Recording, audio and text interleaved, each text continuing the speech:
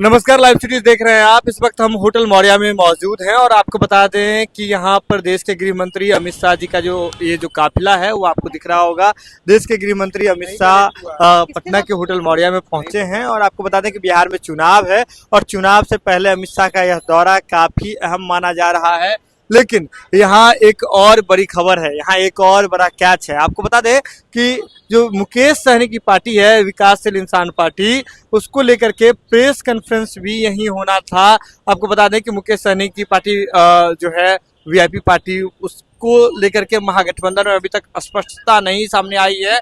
हालांकि मुकेश सहनी जी ने कहा था कि वे यहीं पर प्रेस कॉन्फ्रेंस करेंगे, दिन के 12 बजे ही करेंगे और उसके बाद जो है प्रेस कॉन्फ्रेंस का समय जो है वह टाल दिया गया था। उसके बाद अगर आपको बताएं तो फिर यह नया समय निर्धारित किया गया, लेकिन वहां भी अपरिहार्य कारणों से वह भी प्रेस कॉन्फ्रेंस नहीं हो सका। उसके बाद वीआईपी पार्टी के जो राष्ट्रीय प्रवक्ता हैं वह बाहर आते हैं और वह इन्फॉर्म करते हैं कि जो मुकेश सहनी है, जो कि वीआईपी पार्टी के सुप्रीमो है, सन ऑफ मल्ला के नाम से जाने जाते हैं, उनकी बातचीत जो है वह राहुल गांधी से हो रही है। वे महागठबंधन में मध्यस्थता कर रहे हैं। क्या फाइनल आउटपुट होगा उसका जवाब दे देंगे। लेकिन मुकेश सहनी आपको बता दें किसी मौर्या होटल में भीतर मौजूद हैं।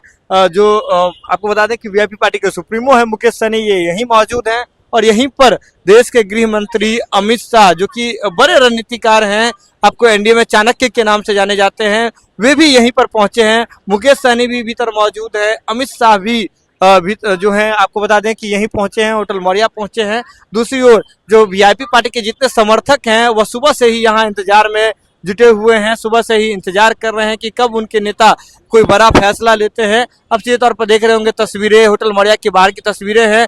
ये रात का समय है और सुबह से ही सभी कार्यकर्ता जुटे हुए हैं कि उनके नेता क्या कुछ फैसला लेते हैं। सभी का कहना है कि वे अपने नेता के फैसले के साथ खड़े होंगे। हालांकि आपको बता दें कि प्रथम चरण के नामांकन में अब आखिरी जो है अगला जो कल का जो दिन होगा वो आखिरी दिन होगा प्रथम चरण में के लिए नामांकन करने के लिए। लेकिन इससे पहले होटल मौर्या की आपको तस्वीरें दिख रही होगी। होटल मौर्या में देश के गृह मंत्री अमित शाह यहाँ पहुंचे हैं और भीतर जो है जो वीआईपी पार्टी के सुप्रीमो हैं वह मुकेश सहनी, वो भी यहाँ पे मौजूद हैं।